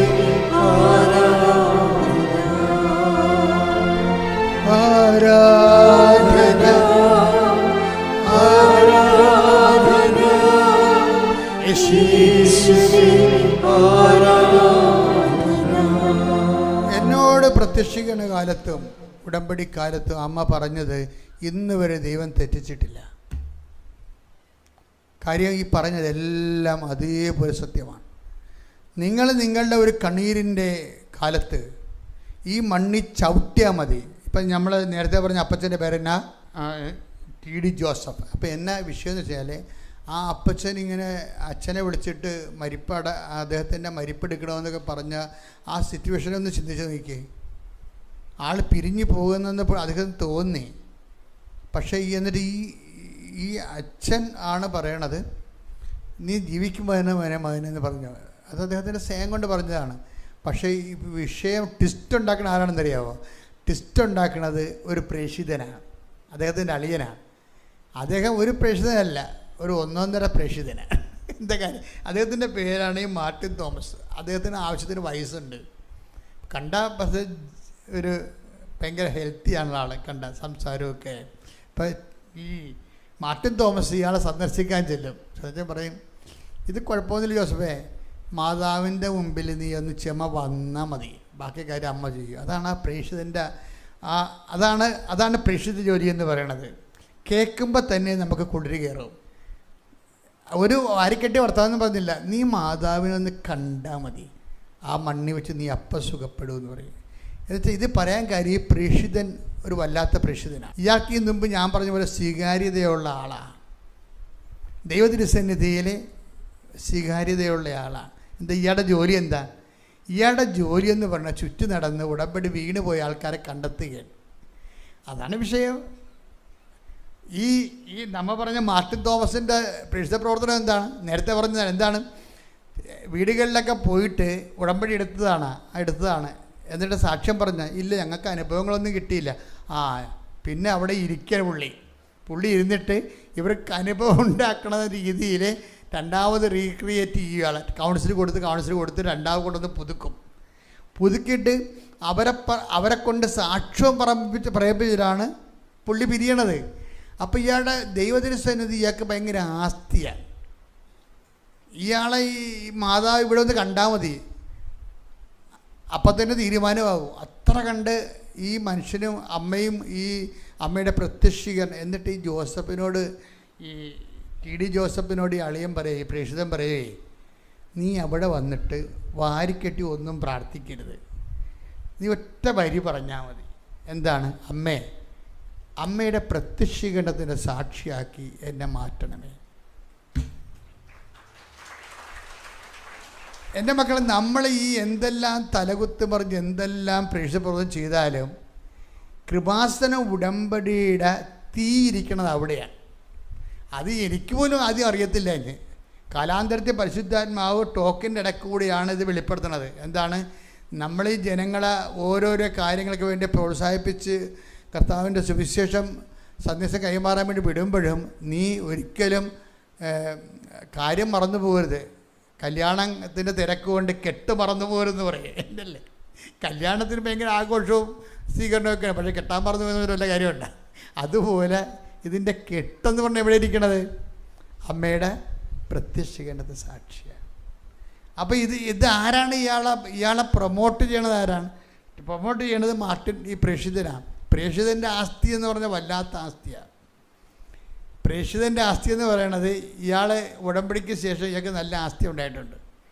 ആസ്തി എന്ന് പറഞ്ഞാൽ ഇയാൾ ഈ നിർധനരുടെ കുടുംബത്തിൽ പോകും. പാവപ്പെട്ടവർ ഈ ഷെഡൊക്കെ വെച്ച് ടർപ്പോളൊക്കെ കെട്ടി താമസിക്കുന്ന ആൾക്കാരുണ്ടാകുമല്ലേ, എല്ലാ കാലത്തും ഉണ്ടാവും അത്. അവരുടെ വീടുകളിൽ പോകും. എന്നിട്ട് അരി വെച്ചാൽ എങ്ങനെ ജീവിക്കുന്ന, എന്താണ് ഇവിടുത്തെ കുഴപ്പം, അതൊക്കെ തിരക്കും. അപ്പോൾ ചില വീടുകളിൽ വരുമാനം ഇല്ല എന്ന് പറയുമ്പോൾ എന്താ പ്രശ്നം വെച്ച് കഴിഞ്ഞാൽ, ഇപ്പോൾ വരുമാനം ഉണ്ടായിരുന്ന ആളെ മരിച്ചുപോയി, അയാളെ ചികിത്സിച്ച് കുറേ കടങ്ങളായി, അതിന് ബ്ലേഡിൽ നിന്ന് കാശെടുത്ത് ആ കാശ് വീട്ടിൽ നിന്ന സമയത്ത് വീട്ടിൽ അരി മേടിക്കാൻ കാശില്ല. അപ്പം പിന്നെ അരി മേടിക്കാൻ കാശില്ലാത്തവൻ എങ്ങനെയാണ് പെരകെട്ടാൻ കാശ് ഉണ്ടാകണത്? അങ്ങനെ ഈ പാപത്വങ്ങൾ ഇല്ല, നിർമ്മാർജ്ജനം ചെയ്തൊക്കെ നമുക്കിങ്ങനെ PR വർക്ക് ചെയ്യാവുന്നല്ലാതെ യഥാർത്ഥത്തിൽ അങ്ങനെ ഇല്ല സംഭവം. യഥാർത്ഥത്തിൽ പാപത്വങ്ങൾ എപ്പോഴും ഉണ്ട്. അപ്പം ഇയാൾ ഇതുപോലുള്ള കുടുംബം കണ്ടുപിടിച്ചിട്ട് ഒരു മാസത്തേക്ക് ആവശ്യമായ മൊത്തം സാധനങ്ങൾ അവിടെ ഇറക്കും. അത് ഇയാൾ വലിയ പണിക്കാരനൊന്നുമല്ല, ഇയാൾക്ക് 2 പശു വളർത്തുകാരനാണ്, കർഷകനാണ്, പശു വളർത്തുകാരനാണ്. ഈ പശു വളർത്തുകാരൻ്റെ ഒരു കൂട്ടായ്മ ഉണ്ട്. അവർ ഉടമ്പടിയുടെ ഒരു കൂട്ടായ്മ വയനാട്ടിൽ ഉണ്ടാക്കിയിട്ടുണ്ട്. ആ വയനാട്ടിലെ കൂട്ടായ്മയാണ് ഇതെല്ലാം ചെയ്യണത്. പക്ഷേ എന്നാൽ അതിന് തീയും വിറകും കൊടുക്കുന്നത് ഈ മനുഷ്യനാണ്. അതിൻ്റെ പ്രയോസാനവും പ്രാർത്ഥനയും അവിടെ കൂട്ടായ്മ പ്രാർത്ഥനയൊക്കെ ചെയ്തിട്ട് ഈ വീട്ടിൽ ഈ സാധനങ്ങൾ ഇറക്കി കൊടുക്കും. കാര്യം അവിടെ ഇനി വേലൊക്കെ പോകാൻ ആരുമില്ല. അതിന് എങ്ങനെ അവർ കടയിൽ പോയി വല്ല മേടിക്കണമെന്ന് കണ്ടു കഴിഞ്ഞാൽ കടക്കാരൻ വിളിക്കും, നിങ്ങൾക്ക് ഇറച്ചി പിടിക്കാൻ കാശുണ്ട്, എൻ്റെ കാശ് തരാല്ലേ, കാശില്ലാതെ ഉള്ളതെന്ന് പറഞ്ഞുകൊണ്ട് അവൻ തന്തക്ക് വിളിക്കും. എങ്ങനെയാണ് മനുഷ്യൻ ജീവിക്കണത്? പാവപ്പെട്ടവൻ്റെ ജീവിതം ഭയങ്കര ഗതികേടാണ്. അപ്പോൾ ഇത് മനസ്സിലാക്കിയെടുക്കുകയാണ് ഉടമ്പടിക്കാരുടെ പ്രധാനപ്പെട്ട വിഷയം. നിങ്ങൾ ഇറങ്ങണം ഇതുപോലെ. ഇറങ്ങിയിട്ട് പാവപ്പെട്ടവൻ്റെ അവസ്ഥ മനസ്സിലാക്കണം. നിങ്ങൾക്ക് പറ്റിയില്ല എന്നാണ് കൃപാസനത്തോട് പറയണം. ഇന്ന വീട്ടിലേക്ക് ഞങ്ങൾ ചെന്നു, അതിൻ്റെ അവസ്ഥ അതാണ്. അതപ്പം നിങ്ങൾക്ക് തോന്നണം ഇതിന് വേറെ ഈ ഭൂമുഖത്ത് ആരും അവരെ സഹായിക്കാനില്ല എന്ന് തോന്നിയിട്ട് നിങ്ങളൊരു അപേക്ഷ വയ്ക്കും. അപ്പോൾ നമുക്കറിയാവില്ല കാര്യങ്ങളുടെ പോക്ക് എങ്ങനെയാണെന്ന്. അപ്പോൾ അങ്ങനെ വരുമ്പോൾ ഞാനത് ഇവിടെ ആൾക്കാരോട് പറയും, ഇങ്ങനെയൊക്കെ ചില കുടുംബങ്ങളുണ്ട്, ആ കൂട്ടായ്മ ഉണ്ട്, അതുപോലെ കൂട്ടായ്മയെ വെക്കാവൂ, വ്യക്തിപരമായിട്ട് വെക്കരുത്. നിങ്ങൾ കൂട്ടായ്മ ഉണ്ടാക്കിയിട്ട് കൂട്ടായ്മയിൽ നിങ്ങൾ ആ വർക്ക് ചെയ്യണം. കാര്യം നമ്മളൊക്കെ ചെയ്യാതിരിക്കാൻ പറ്റത്തില്ല. കാരണം നമ്മൾ ദൈവമായിട്ട് ഉടമ്പടി ചെയ്തൊരു കൂട്ടായ്മ ഉത്തരവാദിത്തമുള്ള ദൈവസമൂഹമാണ്. ഉത്തരവാദിത്തമുള്ള സമൂഹത്തിന് അവൻ്റെ വയറ്റിപ്പഴപ്പ് മാത്രം നോക്കിയിട്ട് ഉടമ്പടി ചെയ്താൽ ഉടമ്പടി വിജയിക്കത്തില്ല. അപ്പം അതുകൊണ്ട് തന്നെ ദൈവത്തിന് സന്നിധി സ്വീകാര്യത ഒരു വിഷയമാണ്. അപ്പോൾ ഈ മനുഷ്യൻ ഇങ്ങനെ ഇത് മാത്രമല്ല ചെയ്യണത്. ടി ഡി ജോസഫ് എന്ന് പറഞ്ഞ അയാളും അങ്ങേരും ഇതിൻ്റെ അകത്ത് ഉസ്താദാണ്.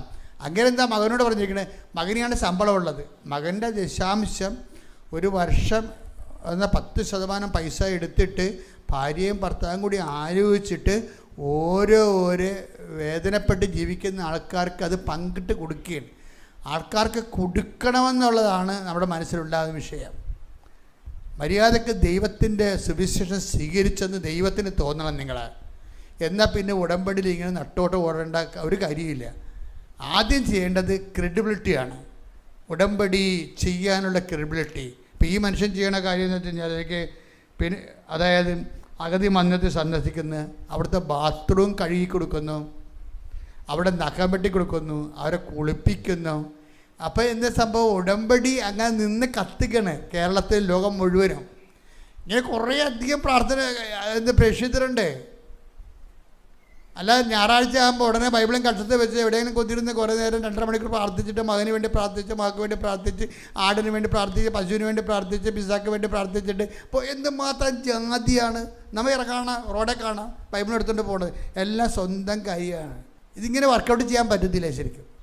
അതായത് ഇന്ന് ചെയ്യണമെന്ന് വെച്ച് കഴിഞ്ഞാൽ ഇതോട് കൂടി ജോസഫ് ഈ ആദ്യം പറഞ്ഞ പ്രേക്ഷിത മാർട്ടിൻ തോമസ് പറഞ്ഞ് നമുക്ക് മാതാവിനെ പോയി കാണാം, കാര്യം മരിക്കുമെന്ന് ഉറപ്പായില്ലേ, ഇനി മാതാവിനെ പോയി കാണാം. നിങ്ങൾ പ്രാർത്ഥിക്കേണ്ട ഇത്രയേ ഉള്ളൂ, ഒറ്റ പ്രാർത്ഥന. എന്താണ്? അമ്മയുടെ പ്രത്യക്ഷീകരണത്തിൻ്റെ സാക്ഷിയാക്കണം. ഈ മനുഷ്യൻ ഇവിടെ വന്ന് ഇറങ്ങുകയും ഇങ്ങനെ പറയണേ, ഞാൻ ഒരു ദിവസം ഇവിടെ ഉണ്ടായിരുന്നു, പിറ്റേ ദിവസം രാവിലെയാണ് ഇവിടുന്ന് പോയത്. അപ്പോൾ എനിക്കെൻ്റെ മുറികളിലേക്ക് ഞാൻ വാടകയ്ക്കൊരു മുറി എടുത്ത്, അതായത് ഈ പറഞ്ഞ ടി ഡി ജോസഫ് പറഞ്ഞു ഞാൻ വാടകയ്ക്കൊരു മുറി എടുത്ത്, അപ്പോൾ അതിൻ്റെ മുകളിലാണ് എനിക്ക് മുറി കിട്ടിയത്. ഞാൻ വന്നിട്ട് എനിക്ക് ഒരു ചെവിട് പോലും മുകളിലോട്ട് വെക്കാൻ പറ്റിയില്ല. എന്നാലും വേറെ മുറിയൊന്നും ഇല്ലാഞ്ഞ കാരണം ഞാൻ അവിടെ ഒരു കണക്കിന് 2 മണിക്കൂർ 1.5 മണിക്കൂർ കൊണ്ട് എഴിഞ്ഞ് വലിഞ്ഞ് കയറി അവിടെ കിടന്ന് രാവിലെ ഇവിടെ വന്ന് ഉടമ്പടി എടുത്ത് ഇവിടെ ചവിട്ടിയപ്പോൾ തന്നെ പറഞ്ഞു, അമ്മ എന്നെ പ്രത്യക്ഷീകരണത്തിൻ്റെ സാക്ഷിയാക്കണമേ. വേറെ ഒന്നും പ്രാർത്ഥിക്കാനില്ല ഇവിടെ. ബാക്കിയുള്ള അഡീഷണൽ പ്രയർ പിന്നെ വരണതാണ്. ഓപ്പൺ പ്രയർ എന്ന് പറഞ്ഞാൽ എന്താണ്? ഓപ്പൺ പ്രയർ എന്ന് പറയുന്നത് നമ്മൾ കട തുറന്നു കഴിഞ്ഞാൽ കടയിൽ പല ക്യാഷ് ബോക്സും അത് ഇത് അലമാരിയൊക്കെ ഉണ്ടാക്കാൻ തുറക്കാം. പക്ഷെ കട തുറക്കണത് എന്തുകൊണ്ടാണ്? ഒറ്റ താക്കോലാണ്. അമ്മയുടെ പ്രത്യക്ഷീകരണത്തിൻ്റെ സാക്ഷിയാക്കി എന്നെ മാറ്റണമേ. അതാണ് വിഷയം.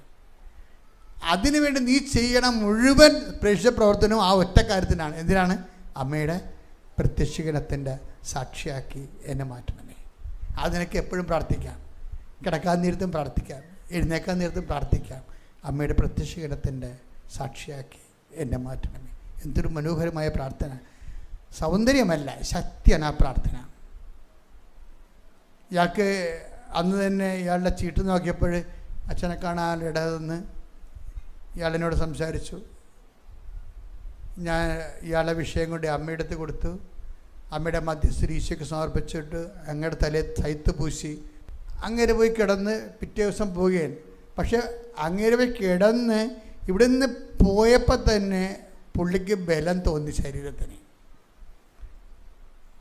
ഇയാൾ നേരെ ചവിട്ടിയാണ് കയറണം. പണ്ട് ഇഴഞ്ഞു കയറിയ ആൾ ചവിട്ടി കയറാൻ തുടങ്ങി. അപ്പം തന്നെ അമ്മ തൊട്ടെന്നറിഞ്ഞ അമ്മ തൊട്ട്. പിന്നെ ഇയാൾ ഉടനെ പിറ്റേ ദിവസം അപ്പം അയാൾക്ക് തോന്നി അയാൾ ഓക്കെ ആയി. സെക്കൻഡുകൾക്കുള്ളതാണേ, സെക്കൻഡുകൾക്കുള്ള അതായത് മർമ്മമാണ് നമ്മുടെ പ്രാർത്ഥന. നമ്മുടെ അസ്ഥിവാരങ്ങളെ, നമ്മുടെ പ്രേക്ഷിത പ്രവർത്തനങ്ങളും ഒക്കെ ഇപ്പം തന്നെ ഈ അയാളെ എന്താ ചെയ്യണമെന്ന് ഞാൻ പറഞ്ഞില്ല. മാർട്ടിൻ തോമസ് ചെയ്യുന്നത്, അയാളെ ഈ ജോസഫ് ആശുപത്രി കിടക്കുമ്പോൾ, ഈ പേഷ്യൻ്റ് ആശുപത്രി കിടക്കുമ്പോൾ ഇയാളെ കൊണ്ടുവന്ന അളിയൻ ഇവിടുന്ന് ഈ 11 ഭാഷയുടെ 10 രൂപ മേടിച്ചിട്ട് 6 ഭാഷ ബാംഗ്ലൂർ റോഡേ നടന്ന് വിതരണം ചെയ്യുകയാണ്. നോക്കി, നിങ്ങളാണ് നിങ്ങളുടെ അളിയനെ മാത്തുവിനെ ആശുപത്രി കൊണ്ടുപോകണമെങ്കിൽ നിലയം വിളിച്ച് മുഖത്ത് കഴിയുമ്പോൾ അല്ല കഴിച്ചാ എന്ന് വന്നിരിക്കുക അവിടെ. അത്രേ ഉള്ളു. വെള്ളം വേണം എന്ന് ചോദിക്കൂ. ചില ബൈസ്റ്റാൻഡറിനെ തലക്ക് പിടിച്ച് നിലക്കത്ത് അടിക്കാൻ തോന്നും. എന്ന് വെച്ച് കഴിഞ്ഞാൽ ഇവളുടെ അളിഞ്ഞ മോന്ത കാണുമ്പോൾ തന്നെ ചോദിക്ക് ഇതിനേക്കാളെല്ലാം മരിക്കണം തോന്നിപ്പോവും. വെള്ളം വേണം, കുടിച്ചാ ചക്കടില്ല എന്ന് പറഞ്ഞിരിക്കും. അതല്ല ക്രിസ്തീയ ജീവിതം. ഈ നോക്കിയേ, കണ്ടുപഠിക്ക്. ഈ അളിയനെ ആശുപത്രി കൊണ്ട് ഇട്ടിട്ട് ഈ മനുഷ്യൻ 11 ഭാഷ 10 രൂപ മേടിച്ചിട്ടുണ്ട്. 6 ഭാഷയുടെ പ്രാർത്ഥന കൊണ്ട് റോഡേ മുഴുവൻ ചുറ്റും നടക്കുകയും കാണുന്നവൻ്റെ ഭാഷ ചോദിച്ചൊരു പത്രം കൊടുക്കുകയും എന്നിട്ട് വിഷയം പറയണം മാതാവിനെക്കുറിച്ച്. ഇങ്ങനെയുള്ളവനൊക്കെ ചുമ്മാ ഇവിടെ ഒന്ന് നോക്കിയാൽ മതി മാതാവിനെ. ഇത് ടോട്ടൽ യൂട്ടേൺ എടുക്കണം മക്കളെ, ടോട്ടൽ യൂട്ടേൺ എടുക്കണം. എന്നിട്ട് ഇയാളെ 2 കൊണ്ട് അഡ്മിറ്റ് ചെയ്ത് വെച്ച് ആദ്യത്തെ സൈക്കിളിൻ്റെ ഫസ്റ്റ് ഇഞ്ചക്ഷൻ കൊടുത്ത്. അപ്പോൾ ഇയാളുടെ മെയിൻ ഡോക്ടർ ഇല്ല അവിടെ പ്രിസ്ക്രിപ്ഷൻ അനുസരിച്ച് ട്രീറ്റ്മെൻറ്റ് എഴുതിയിട്ടുണ്ട്. അതനുസരിച്ച് ഇവർ ഫോളോ ചെയ്താൽ മതി. ആദ്യം ഇഞ്ചക്ഷൻ കൊടുത്തിട്ട് ഇയാൾ പറയുന്നുണ്ട് എനിക്ക് കുഴപ്പമൊന്നുമില്ല, ഒന്ന് ടെസ്റ്റ് ചെയ്യണമെന്നൊക്കെ പറയുന്നുണ്ട് ഇയാൾ. അപ്പോഴുടനെ അവർക്കൊരു ഡൗട്ട് തോന്നി. പണ്ടത്തെ ആളല്ല ഇപ്പോൾ സംസാരിക്കണത്. അപ്പോൾ പറഞ്ഞ് ഞങ്ങൾക്ക് ടെസ്റ്റ് ചെയ്യാൻ പറ്റത്തില്ല, ഇതിൻ്റെ മാസ്റ്റർ ഉണ്ട്, ഡിപ്പാർട്ട്മെൻറ്റ് ഹെഡുണ്ട്, അദ്ദേഹം വരണം. അപ്പോൾ അദ്ദേഹം വ്യാഴാഴ്ച വരത്തുള്ളൂ. അദ്ദേഹം വ്യാഴാഴ്ച വന്നിട്ട് ഇയാളുടെ രണ്ടാമത്തെ സ്കാനിങ് റിപ്പോർട്ട് എടുത്ത്. അപ്പോൾ എന്താണ്, 7 ഇഞ്ചക്ഷൻ 28 ഗുളികയുടെ 7 ഇരട്ടിയാണ് എഴുതി വെച്ചിരിക്കുന്നത്. ആ സാധനത്തിൻ്റെ 1 ഇഞ്ചക്ഷനേ കൊടുത്തുള്ളൂ. അങ്ങേര് പറയണേ, അങ്ങേര് ആ ഹെഡ് വന്നിട്ട് പറയണത്, ഈ എൻ്റെ പ്രൊഫഷനിൽ എൻ്റെ ഈ സർവീസിൽ ഇന്ന് വരെ ഇങ്ങനെ ഇപ്പോൾ 60% ഡെഡ് സെല്ലല്ലേ, ഈ 60% ഡെഡ് സെല്ലും മാറിയിട്ട് 100% പുതിയ രക്താണുക്കൾ കയറിയിരിക്കുകയാണ് ശരീരത്തിലേക്ക്. ഇതാണ് പ്രത്യക്ഷീകരണത്തിൻ്റെ സാക്ഷി എന്ന് പറയണത്. അമ്മേ, ഒറ്റ പ്രാർത്ഥന, അമ്മേ എന്നെ പ്രത്യക്ഷീകരണത്തിൻ്റെ സാക്ഷിയാക്കണമേ. എൻ്റെ പവർ ഇരിക്കണം അവിടെയാണ്. നിങ്ങൾ ചെയ്യുന്ന പ്രേക്ഷിത പ്രവർത്തനങ്ങളെല്ലാം, നിങ്ങൾ ചെയ്യുന്ന ഉപപ്രവർത്തനങ്ങളെല്ലാം ഈ പ്രത്യക്ഷീകരണത്തിൻ്റെ സാക്ഷിയാക്കാൻ വേണ്ടിയും സാക്ഷി ആയിക്കൊണ്ടും ചെയ്യണ കാര്യങ്ങളാണ്. കൈയടിച്ച് ശ്രദ്ധിക്കട്ടെ. Hallelujah, hallelujah, hallelujah, hallelujah, hallelujah.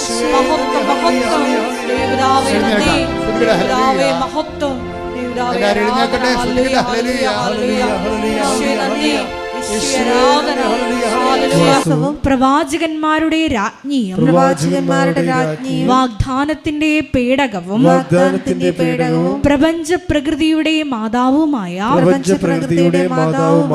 പരിശുദ്ധമ്മയുടെ ഭക്തി തിരുസഭയിൽ കൂടുതൽ പ്രചരിച്ച് ജീവിതത്തിന്റെ ദുരിത ദുരന്ത അവസ്ഥകളിൽ അകപ്പെട്ട് കഴിയുന്ന അനേകായിരം മക്കൾക്ക് ദൈവത്തിന്റെ സാന്നിധ്യവും സന്ധിപ്പും കൂടുതൽ അനുഭവിക്കുക വഴി ആത്മീയ വിശുദ്ധിയും ദൈവശക്തിയും കൈവരിക്കുവാൻ ഞങ്ങളുടെ കുടുംബങ്ങളെ ഇടയാക്കണമേ. സ്തുതിച്ചു പ്രാർത്ഥിക്കാം. Hallelujah, hallelujah, hallelujah. ദിവ്യകാരുണ്യനാഥ, മരിയൻ ഉടമ്പടിയെടുത്ത് പ്രാർത്ഥിക്കുന്ന ഞങ്ങളുടെ കുടുംബങ്ങളെ വിശുദ്ധീകരിക്കണമേ എന്ന് പ്രാർത്ഥിക്കുന്നു, ശക്തീകരിക്കണമേ എന്ന്. പരിശുദ്ധ അമ്മേ, ജപമാല മാതാവേ, സകല കൃപാസനം പ്രാർത്ഥനകളോടും ചേർത്ത് ഞങ്ങളിപ്പോൾ പ്രാർത്ഥിക്കുന്ന ഈ സമൂഹത്തിന്റെ പ്രത്യേക നിയോഗങ്ങളും മൗനമായിട്ട് നമ്മുടെ വ്യക്തിപരമായ പ്രാർത്ഥനാ വിഷയങ്ങളും സമാനമായിട്ടുള്ള ജീവിത ദുരിതങ്ങളിലൂടെ കടന്നു പോകുന്ന മക്കളെയും കൃപാസനത്തിൽ ജീവനോടെ പ്രത്യക്ഷയായ ദൈവമാതാവിൻ്റെ മധ്യസ്ഥയിൽ ദിവ്യകാരുണ്യ സന്നിധിയിൽ സമർപ്പിച്ച് നമുക്കൊരു നിമിഷം പ്രാർത്ഥിക്കാം.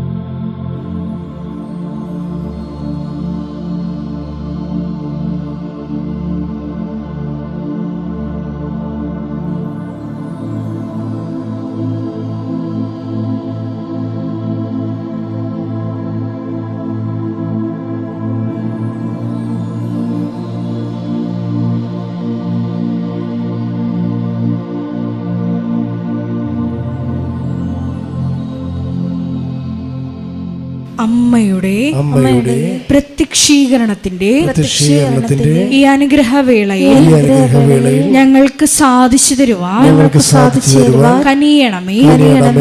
ആമേൻ. സ്തുതിച്ചു പ്രാർത്ഥിക്കാം. Hallelujah, hallelujah, hallelujah. ഒരിക്കൽ കൂടി നാളുകളെ കൃപാസനത്തിൽ വന്ന് മരിയൻ ഉടമ്പടിയെടുത്ത് പ്രാർത്ഥിച്ചു പോയിട്ടുള്ള മുഴുവൻ മക്കളെയും, ഓൺലൈനായി ഉടമ്പടിയെടുത്ത് പ്രാർത്ഥിക്കുന്ന മക്കളെയും, ലൈറ്റ് ക്യാൻഡിൽ പ്രയർ വഴിയായിട്ടും അവർ ഡെയിലി ബ്രെഡ് പ്രാർത്ഥനയിലൂടെയും എല്ലാം തങ്ങളുടെ നിയോഗങ്ങൾ സമർപ്പിക്കുന്ന ഓരോ മക്കളുടെയും വ്യക്തിപരമായ ആവശ്യങ്ങളെ ഞങ്ങൾ ഈ അൾത്താരയിൽ സമർപ്പിച്ച് പ്രാർത്ഥിക്കുന്നു. ഏറെ പ്രത്യേകമായിട്ട് ജീവിത ദുരിതങ്ങളിലൂടെ കടന്നു പോകുന്ന മക്കളുടെ പ്രത്യേകമായ നിയോഗങ്ങളെ ഈ അൾത്താരയിൽ സമർപ്പിച്ച് പ്രാർത്ഥിക്കുന്നു. ഗുരുതരമായിട്ടുള്ള രോഗാവസ്ഥകളിലൂടെ കടന്നു പോകുന്ന മക്കളെ ഈ അൾത്താരയിൽ സമർപ്പിച്ച് പ്രാർത്ഥിക്കുന്നു.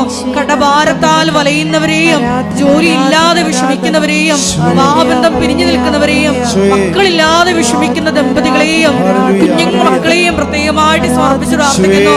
ഈശോയുടെ ശക്തി എല്ലാ മേഖലകളിലും ഈ ആരാധനയുടെ യോഗ്യതയാൽ പ്രകടമാക്കണമേ എന്ന് പ്രാർത്ഥിക്കുന്നു. കൃപാസനത്തിൽ നടന്ന പരിശുദ്ധ അമ്മയുടെ പ്രത്യക്ഷീകരണ സ്ഥിരീകരണത്തിനായി മക്കളുടെ നിയോഗങ്ങളെ ഏറ്റെടുക്കണമേ എന്ന് പ്രാർത്ഥിക്കുന്നു. Hallelujah, hallelujah, hallelujah. മഹത്വം, മഹത്വം, ആരാധന, ആരാധന. Hallelujah, hallelujah, hallelujah. നമുക്ക് എല്ലാവർക്കും എഴുന്നേറ്റ് നിന്നുകൊണ്ട് കരങ്ങളടിച്ചുകൊണ്ട് ദൈവസ്നേഹത്തോടെ സന്തോഷത്തോടെ ദൈവത്തെ മഹത്വപ്പെടുത്തി ഗായക സംഘത്തോട് ചേർന്നുകൊണ്ട് പാടി പ്രാർത്ഥിക്കുന്നു.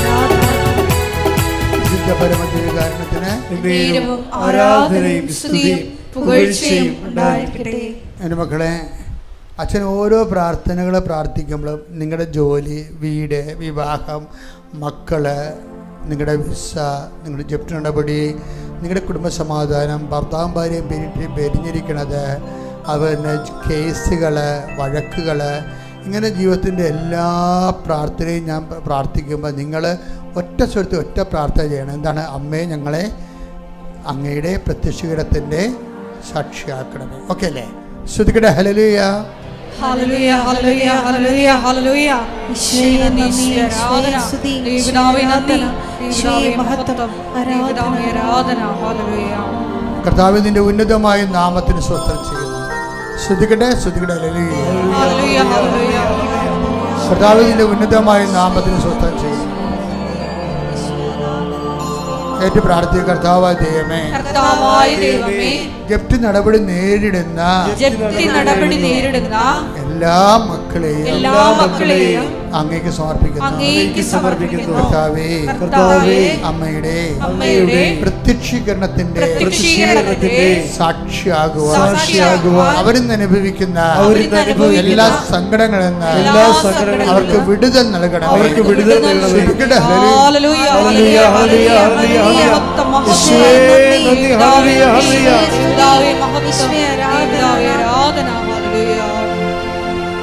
പ്രാർത്ഥിക്കുക. കർത്താവായ ദൈവമേ, രോഗികളെ, പീഡിതരെ, രക്തസ്രാവ രോഗികളെ, ആന്തരിക അവയവങ്ങളിലെ മുഴകളുള്ളവരെ, സിസ്റ്റുള്ളവരെ അങ്ങയുടെ തിരുസന്നിധിയിൽ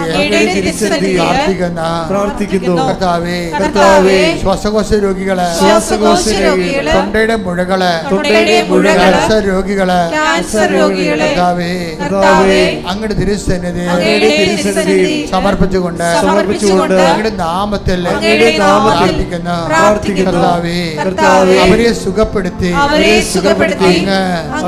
നടുവിന് വേദന ഉള്ളവരെ ഈ നിമിഷം നടുവിന്റെ വേദന പൂർണ്ണമായി പരക്കെ സുഖപ്പെട്ടുകൊണ്ടിരിക്കണം. ശ്രുതിക്കട്ടെ.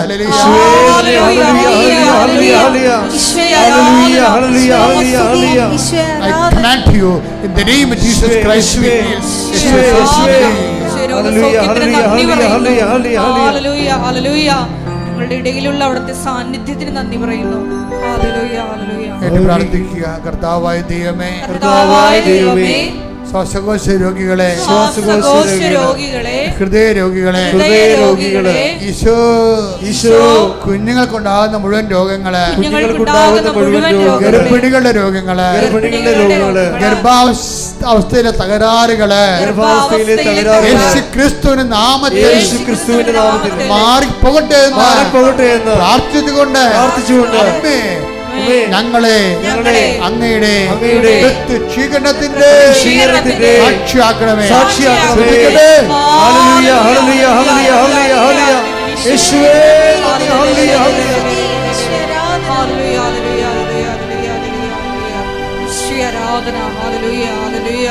ഒരുമിച്ച് പാടാം. ശ്രദ്ധിക്കണേ.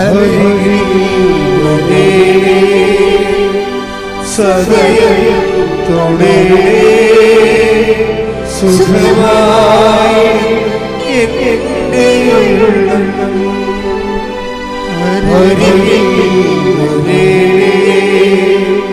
സദയത്തോടെ സുഖമായി എന്റെ പരിശുദ്ധ പരമദിവ്യകാരുണ്യത്തിന് മകളെ പരീക്ഷ കഴിഞ്ഞ പിള്ളേരെ ഇപ്പോഴേ BTUവിൻ്റെ പരീക്ഷ നടക്കാൻ പോകുന്നു, PSC പരീക്ഷ നടക്കാൻ പോകുന്നു. പരീക്ഷ എഴുതി കഴിഞ്ഞിരിക്കുന്ന കുഞ്ഞുങ്ങൾക്ക് നല്ല റിസൾട്ട് കിട്ടിക്കൊണ്ട്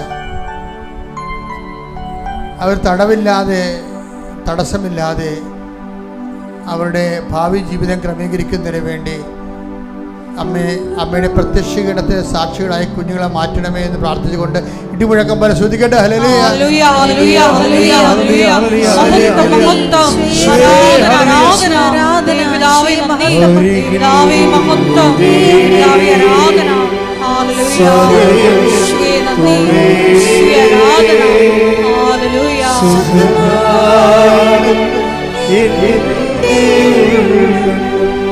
മക്കളെ, സമാധാനമില്ലാത്തവര്, പലതരത്തിലുള്ള ആസക്തികളെ കുഞ്ഞുങ്ങളെ കൊണ്ട് പൊറുതിമുട്ടിയവരുണ്ട്. ചില കേസുകളിൽപ്പെട്ട് മക്കള് ജയിലിൽ കിടക്കുന്ന അമ്മമാരുണ്ട്.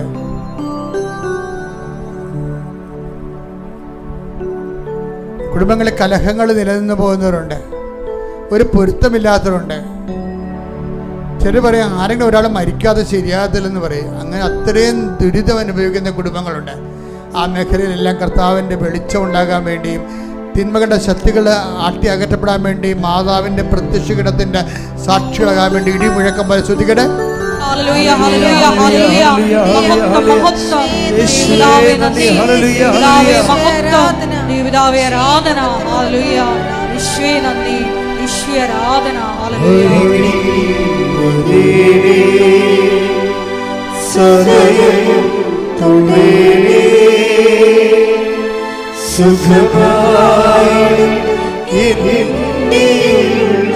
പരിശുദ്ധ പരമദിവ്യകാരുണ്യത്തിന് മക്കളെ, വരുമാന മാർഗം മുട്ടിപ്പോയവര്, എന്ത് വരുമാന മാർഗം ചെയ്യണമെന്നറിയാതെ കൺഫ്യൂഷനുള്ളവര്, എന്ത് ചെയ്തു കഴിഞ്ഞാൽ 10 പൈസ കിട്ടി ജീവിക്കാൻ പറ്റുമെന്നറിയാതെ വേദനിക്കുന്നവര് പ്രാർത്ഥിക്കുക. അമ്മേ, പരിശുദ്ധ അമ്മേ, സാമ്പത്തിക മേഖലകളിലെ പൊറുതി മുട്ടിയവരെ ഈ നിമിഷം അമ്മയുടെ പ്രത്യക്ഷീകരണത്തിന്റെ സാക്ഷികളായി ആഴ്ചക്കുള്ളിലെ അവർക്ക് മാർഗം കാണിച്ചു കൊടുത്ത് അവരെ നിലനിർത്തണമേ.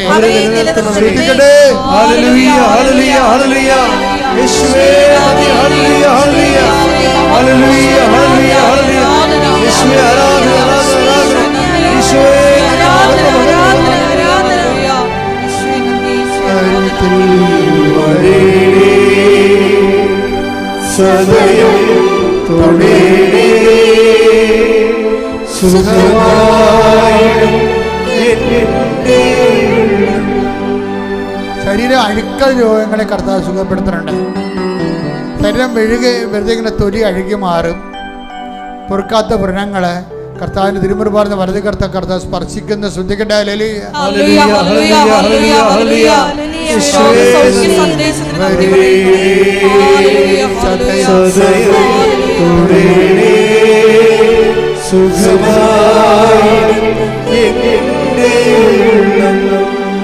എല്ലാവരും മുട്ടേ നിൽക്കുക. വ്യക്തിപരമായ കാര്യങ്ങൾ ഓൺലൈനിലുള്ളവരും തീർത്ഥാടനത്തിലുള്ളവരും അച്ഛൻ പ്രാർത്ഥിക്കാൻ വിട്ടുപോയ വിഷയങ്ങൾ അച്ഛൻ്റെ കൂടെ ദൈവതിരുസേനയിൽ പ്രാർത്ഥിക്കുന്ന സമയമാണ്. ജയിലിൽ കിടക്കുന്നവര്, രേഖാമൂലമുള്ള തടസ്സമുള്ളവര്, പൊക്കുവരോ ചെയ്ത് കിട്ടാത്തവര്, ഭൂമി തരം മാറ്റാൻ പറ്റാതിരിക്കുന്നവര്, സ്ഥലം വിൽക്കാൻ പറ്റാത്തവർ, വാങ്ങാൻ പറ്റാത്തവർ, വഴിയില്ലാത്തവർ, വെളിച്ചമില്ലാത്തവർ, വെള്ളമില്ലാത്തവർ ശ്രദ്ധിക്കട്ടെ, ശ്രദ്ധിക്കട്ടെ.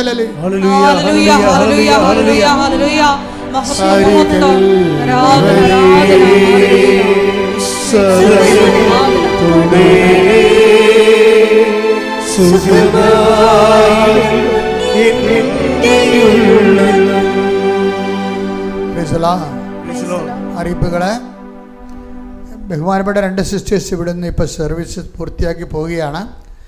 നിങ്ങളെ 2 സിസ്റ്റേഴ്സിൻ്റെ കൃപാസനത്തിൽ ചേർന്ന് പ്രവർത്തിക്കാൻ മുറികൾ ഫ്രീ ആയിട്ടുണ്ട്.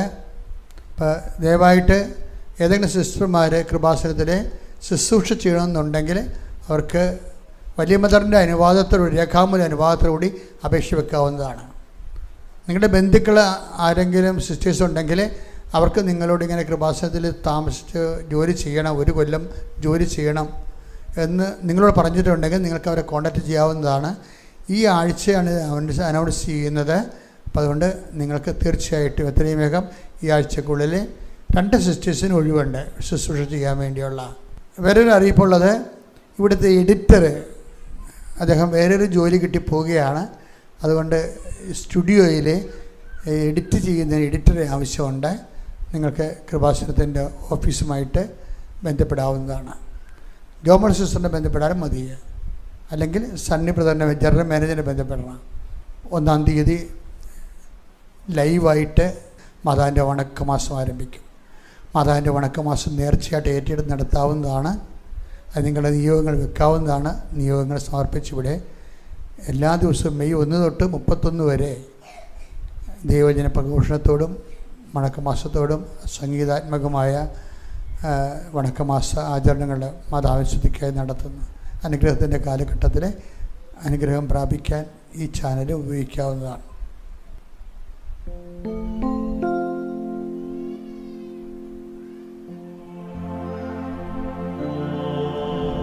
ശിരസ് നമിച്ച് നമുക്ക് ദിവ്യകാരുണ്യനാഥന്റെ ആശീർവാദം സ്വീകരിക്കും.